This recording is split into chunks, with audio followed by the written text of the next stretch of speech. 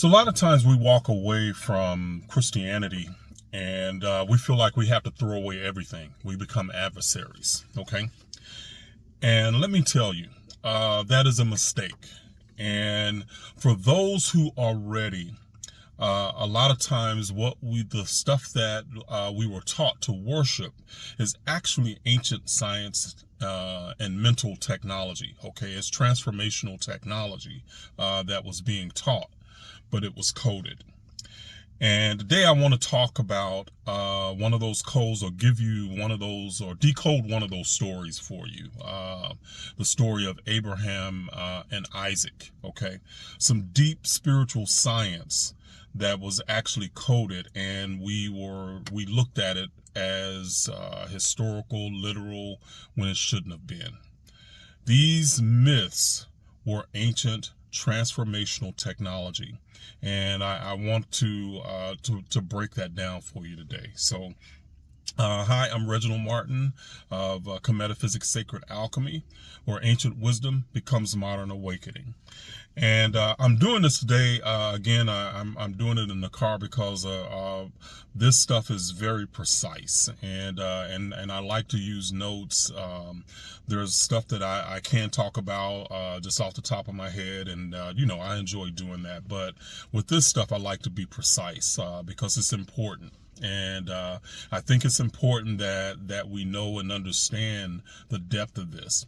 So especially if you are like a spiritual scientist, you are a coach that's teaching people, especially those deconstructing and leaving Christianity, this is the kind of knowledge that will help people deconstruct, because it breaks that frame, but it also gives them a new frame, okay? Because a lot of times what happens is that when people deconstruct, and they go through, maybe deconstruction coaches and deconstruction therapy, the old frame is broken, but then there's a hole left spiritual, because they don't have anything else to grasp and anything to grab onto, so the alternative to them is atheism, and that's just not the case. Okay, it doesn't have to be that way.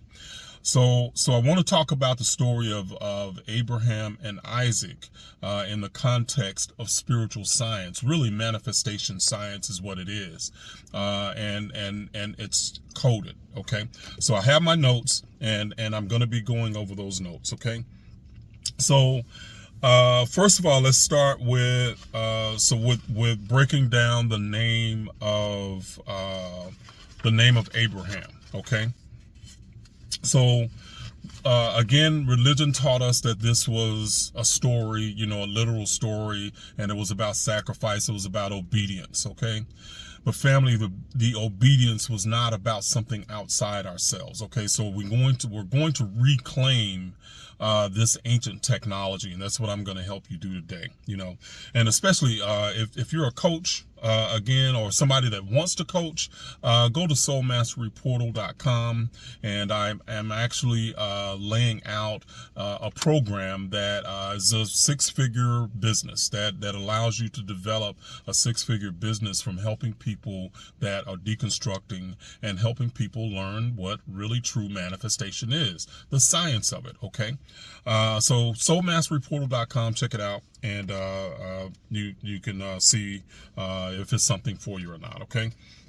So the idea of Abraham, okay? So first, let's just break down the name, okay? Because again, we think that it is just a name, but in actuality, Abraham is a formula, okay?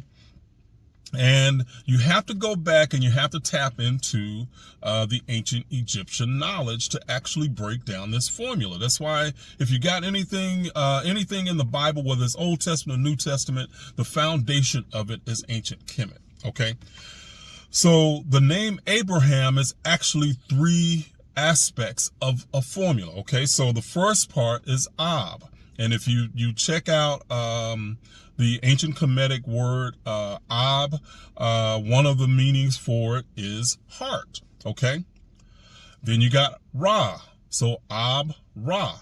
Abraham, Ab, Ra. Okay, Ra is essentially divine activation. It is spirit. Okay, is the ancient source, the building block of everything. But in this case, it's divine activation. Okay, then you have Ham.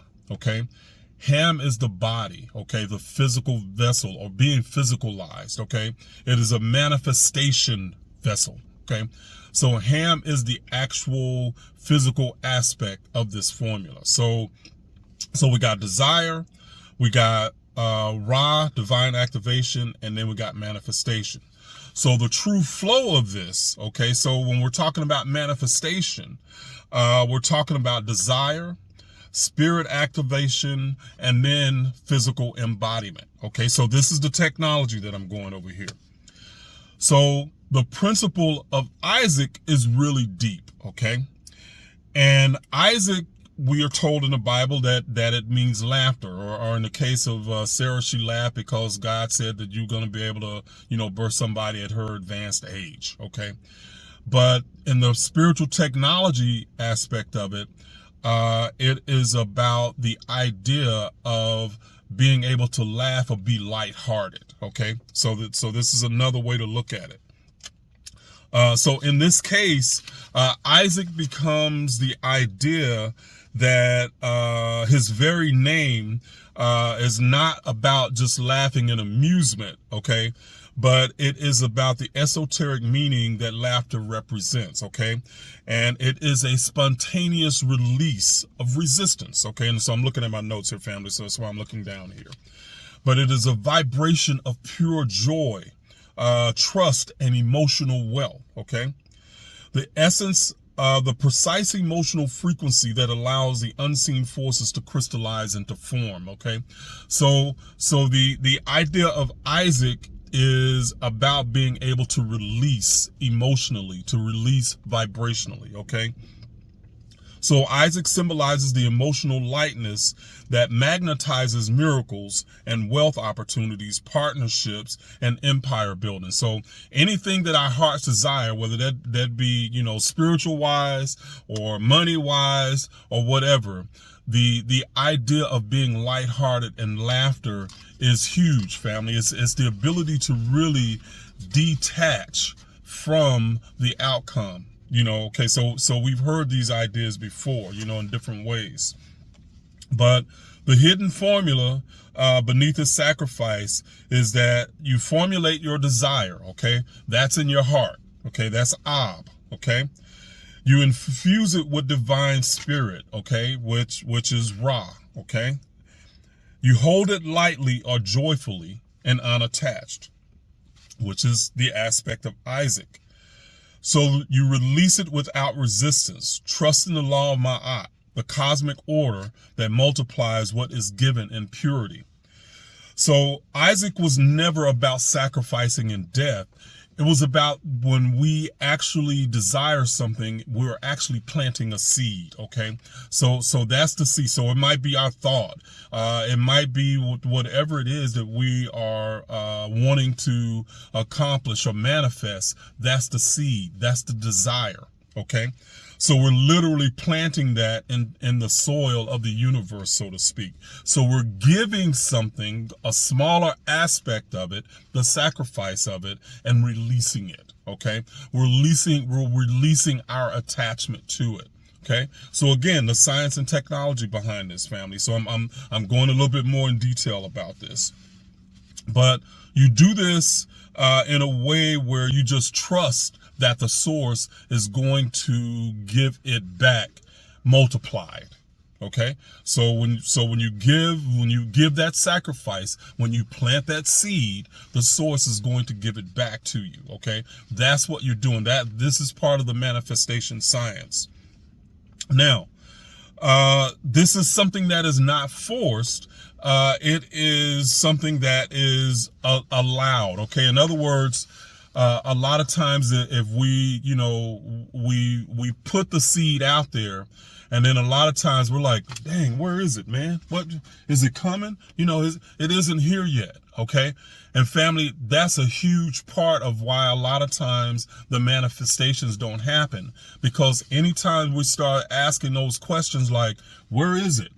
We immediately introduce the idea of lack within the formula here. Okay.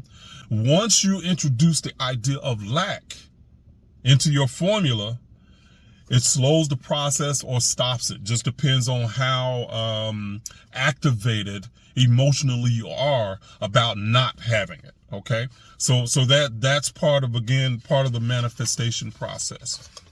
So we're told that it is about obedience, or the story originally of Abraham and Isaac was about obedience, but in reality, family, it's really about you. It's really, again, it's a manifestation technology.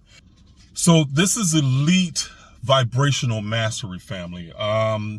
It is about, this is quantum physics. It's about building a legacy. It's about, again, planting your seeds in the soil of the universal vibration. And it's about giving a little bit so that it can be multiplied back. Okay. So again, when you break down the name of Abraham, it gives you a little bit more about the meaning of the story and behind the story. And I want to say this to women especially, because a lot of times we view these stories through the prism of our patriarchal society today, and we wonder why only men are being talked about in the Bible, or they're the focus in the story. It's because it is actually, again, family, it is a formula, it is a framework that is being expressed in these stories. And once you get the idea of understand what these frameworks is, you see it. I mean, it's just, it becomes so clear. And a lot of times they're telling the same story over and over, but they're always using the same framework. So Abraham, again, just becomes the idea of the desire, the seed that's being planted. It is the masculine aspect that is being planted. Okay. And Sarah, in the sense of the story, is what that seed is being planted in. That was Isaac. All right.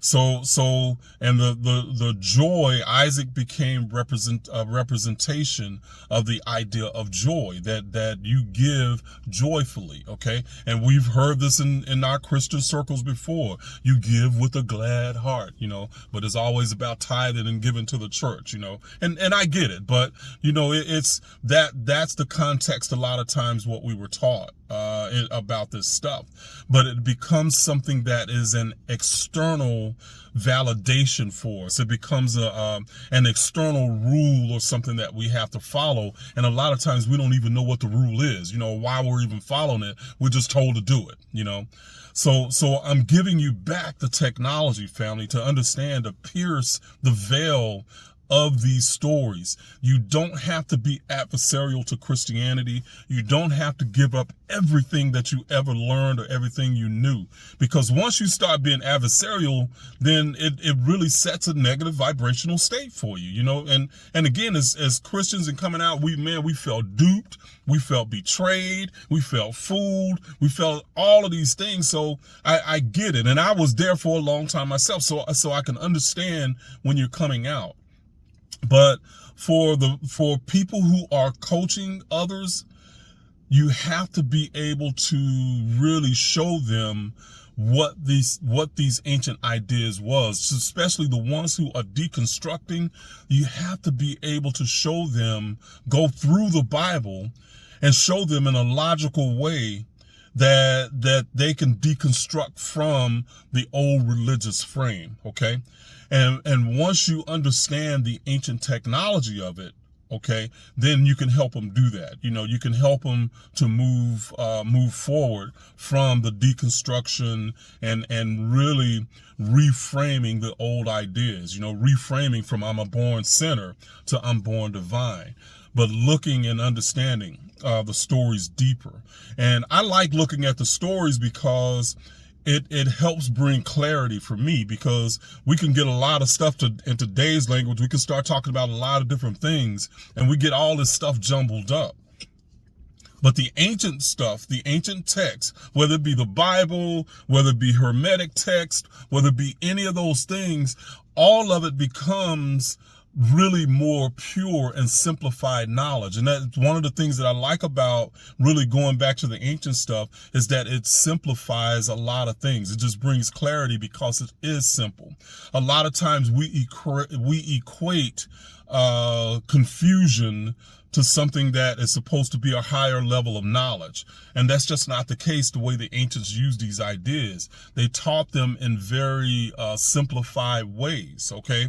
And very simplified forms to help us to really understand. And that's what the ancient technology does. So very powerful stuff. So I'm hoping that this makes sense, family, that it can bring a little bit of clarity, but it can also bring a little bit of peace in the sense that you don't have to be an adversary to your old beliefs. You just have to be able to reframe them and understand them. But you can only do that when you really start to get deeper into the ancient esoteric knowledge, okay? And that's a lot of what I really try to do here, is to bring you the knowledge that helps you reformulate your identity in a more empowered way, okay? All right, family. So give me your feedback. Let me know your thoughts in the comments. I always appreciate it. And I'm going to go ahead and I'm going to get out here on my walk and do my thing. Okay. All right, family. Y'all have an amazing day. Reginald Martin out.